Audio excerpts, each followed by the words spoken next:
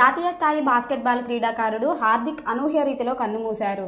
Haryana రోహ్తక్లో practice చేస్తూ ఎగిరి pole బాస్కెట్ను పట్టుకునే ప్రయత్నంలో భారీ బరువున్న ఆ పోల్ అకస్మాత్తుగా అతని మీదకే కూలిపోయింది. ఛాతీపై తీవ్రంగా తగలడంతో హార్దిక్ అక్కడికక్కడే ప్రాణాలు కోల్పోయారు. సహా ఆటగాళ్లు వెంటనే చేరి రక్షించేందుకు ప్రయత్నించినా ప్రయోజనం లేకపోయింది. ఇటీవలే నేషనల్ టీంకు ఎంపికై ట్రైనింగ్ క్యాంపు ముగించుకుని ఇంటికి వచ్చిన హార్దిక్ ఈ విధంగా ప్రాణాలు కోల్పోవడం విషాదాన్ని కలిగించింది.